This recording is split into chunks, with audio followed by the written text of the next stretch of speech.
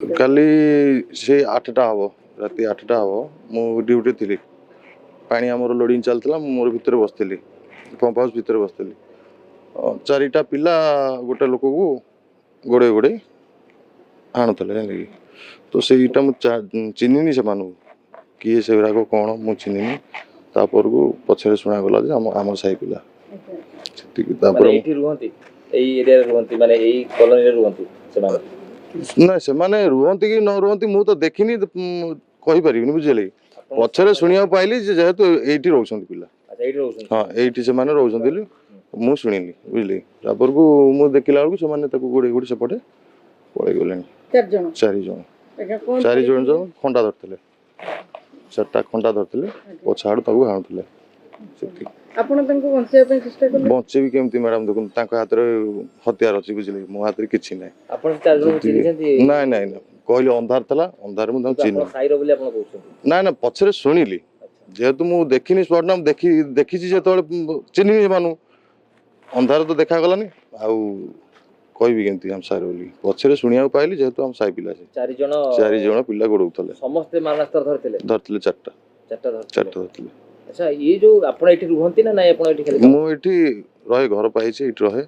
ଏଠି ବି ଡ୍ୟୁଟି ରହିଲେଣି ଏଠି? ଏଇଠି ଆମେ ତ ଷ୍ଟାର୍ଟିଂରୁ ଅଛୁ, ଏଇ ବର୍ଷେ ଭିତରେ ଏମିତି ବିଶୃଙ୍ଖଳା ଏମିତି ହେଇଛି ଆଗରୁ ପୂର୍ବରୁ? ହଁ, ଏମିତି ତ ଏତେ ସିରିୟସ୍ କୋଉଠି ହେଇନଥିଲା। ଏଇ ବାଡ଼ିଆ ପିଟା, ଝଡ଼ାଝଡ଼ି ହେଇକି ମୁଣ୍ଡ ଫଟା ପିଲା ଏମିତି ଆଗରୁ ଏମାନଙ୍କ ନାଁରେ କହିପାରିବିନି। ଅଭିଯୋଗ ନେଇକି ଆପଣ 2 ବର୍ଷ ରହିଲେଣି ଏମିତି କଲୋନୀ ଭିତରେ? ନାଇଁ, ଏଇ 4 ଜଣ ପିଲା ବୋଲିକି ମୁଁ କନଫର୍ମ ନୁହଁ, ବୁଝିପାରିଲେ। ଝଗଡ଼ାଝାଣ୍ଟି କରିବାର କେବେ ଦେଖିଛନ୍ତି ନଜରକି? ନାଇଁ, ଏଇ 4 ଜଣଙ୍କୁ ତ ମୁଁ ଯଦି ଦେଖିଥାନ୍ତି, ଚିହ୍ନିଥାନ୍ତି, ତାହେଲେ କହିଥାନ୍ତି, ବୁଝିଲେ କି। ତ ଏମାନଙ୍କୁ ଚିହ୍ନି ନାହିଁ, ରାତିରେ ଅନ୍ଧାରରେ ଦେଖାଗଲାନି ଠିକ୍ରେ, ତ ମୁଁ କେମିତି କହିବି ମାନେ ଆଗରୁ କରିଛନ୍ତି କି ନ କରିଛନ୍ତି? ଆଗରୁ ଯେଉଁମାନେ କରୁଥିଲେ ସିଏ ଝଗଡ଼ାଝାଣ୍ଟି ପିଲା, ଯେ ମାଲ ଫାଲ ପିଇକି ଝଗଡ଼ାଝାଣ୍ଟି କରନ୍ତି, ବାଡ଼ିଆ ପିଟା କରନ୍ତି। ସେମାନେ 4 ଜଣ କାଲି ଯୋଉ ଆସିଥିଲେ, କ'ଣ ନିଶାଶକ୍ତି ଥିଲେ? ମ୍ୟାଡ଼ାମ ମୁଁ କେମିତି କହିବି? କେତେ ସମୟ ମାଲ ପିଇବା ସେମାନେ କ'ଣ ମୁଁ ଦେଖିଥିଲି ନା କ'ଣ? ଆଚ୍ଛା, ଆଉ ଗୋଟେ କଥା, ଯୋଉ ଆଇନ ଶୃଙ୍ଖଳା କଥା କହୁଛେ, ଯୋଉ 4 ଜଣ ପିଲା କାଲି ଆସିଲେ ରାତିରେ ମରଣାତ୍ମକ ଆକ୍ରମଣ କଲେ, ଭୁଜାଲି ଆଉ ଖଣ୍ଡା ଧରିକି, ପୂର୍ବରୁ ଯେମିତି ଯଦି ଏଇ କଲୋନୀ ଏମିତି ଝଗଡ଼ାଝାଣ୍ଟି ହେଇଥିଲା, ପୋଲିସ କିଛି କାର୍ଯ୍ୟାନୁଷ୍ଠାନ ନେଇଥିଲା ତାପରେ? ହଁ, ପୋଲିସ ତ ନେଉଛନ୍ତି, କିନ୍ତୁ ସେତେ ରିସ୍କ ନେଉନାହାନ୍ତି। ନେଉଛନ୍ତି, ଛାଡ଼ି ଦେଉଛନ୍ତି, ବୁଝିପାରିଲେ କି। ନେଇଯାଉଛନ୍ତି, ଘଣ୍ଟେ 2 ଘଣ୍ଟା 3 ଘଣ୍ଟା ରଖିକି ଛାଡ଼ି ଦେଉଛନ୍ତି। ତ ସେମାନେ ଯଦି ଆଗରୁ ନେଇକି ରଖିଥାନ୍ତା ଏମିତି, ତ ଏଇଭଳିଆ ଆଗକୁ ଏବେ ହେଇନଥାନ୍ତା।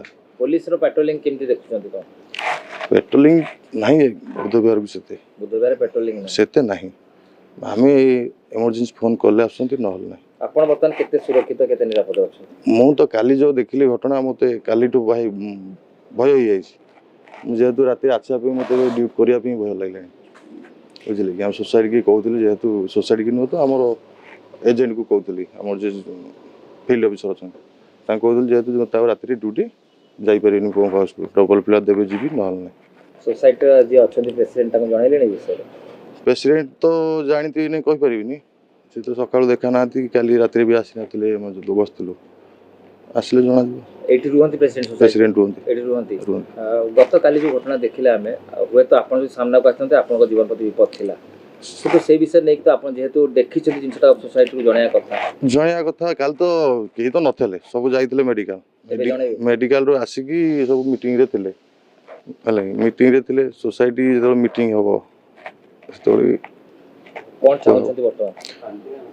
ଚାହିଁବେ କ'ଣ? ସୋସାଇଟି ଯାହା ଚାହିଁବେ, ଆମର ପବ୍ଲିକ ଯାହା ଚାହିଁବେ, ଲୋକ, ବୁଝିଲେ। ଆମେ ତ କହିଦେଲେ ହେଇଯିବନି, ଯାହା ଚାହିଁବେ ଲୋକ ସେ ହେବ। ଜୀବନ ପ୍ରତି ବିପଦ ଅଛି, ଆପଣ କ'ଣ ଚାହୁଁଛନ୍ତି? ମୋ ଜୀବନ ପ୍ରତି ବିପଦ ନାହିଁ। ବିପଦ ବୋଲି ଆପଣ କେମିତି କହିପାରୁଛନ୍ତି? ଯେହେତୁ କାଲି ଆପଣ ଆସିଥିଲେ ରାତିରେ, କାମ ଆସିଥିଲି, ପୁଣି ବି ଆସିବେ ଏଇଠି କାମ କରିବାକୁ, ତ ଆପଣଙ୍କୁ ଦରକାର ପଡ଼ିଲେ ଟାର୍ଗେଟ କରିପାରନ୍ତି ସେମାନେ? ସେମିତି ନୁହଁ, ସେମିତି କହିପାରିବେନି ଯେ ମୋ ଉପରେ ଟାର୍ଗେଟ କରିବେ। ଶତ୍ରୁତାକୁ ଧରିକି ସେ କରନ୍ତି। ତାମାନେ ଆପଣ କହୁଛନ୍ତି ଯେଉଁମାନେ ଆସିଥିଲେ ସେମାନଙ୍କ କିଛି ଶତ୍ରୁତା ଥିଲା ପୂର୍ବରୁ? ହେଇଥାଇପାରେ, ଶତ୍ରୁତା ନଥିଲେ କି କାହାକୁ କେବେ ହେଲେ ମାରଧର କରିବେନି। ଶୁଣିବାକୁ ମିଳିଲା ଯେ ଅନ୍ୟ ଜଣ ଲୋକଙ୍କୁ ତ ଗୋଡ଼େଇଥିଲେ ମାରିବାକୁ। ତ ସେଇଟା ମୁଁ ଦେଖିନି, ମୁଁ ଯେଉଁଟା ଦେଖିଛି ସେଇଟା ହିଁ କହିଲି। କେବଳ ଜଣକୁ ହିଁ ଗୋଡ଼େଇଛନ୍ତି। ସେ ଲୋକ ସାରା ଏକର ଶତ୍ରୁତା ଥିଲା? ଥାଇପାରେ। କେତେ ସମୟ ଧରିକି ଚାଲିଥିଲେ? ଏଇଟା 5 ମିନିଟ୍ ଭିତରେ। ତ ଏଇପଟୁ ଆସିଲେ, ଆସିକି ଏଇପଟୁ ଗୋଡ଼େଇକି ସେପଟୁ ଗଲେ, ଯାଇକି ଲାଷ୍ଟ ମୁଁ ଯେତେବେଳେ ଦେଖିଲା ବେଳକୁ ଆଉ ସେ ନାହାନ୍ତି, ସେପଟ 2 ଜଣ ପଳେଇଲେ। ଆଉ ସେପଟୁ କେଉଁ ବାଇକ୍ରେ ଯାଇଥିବେ କ'ଣ।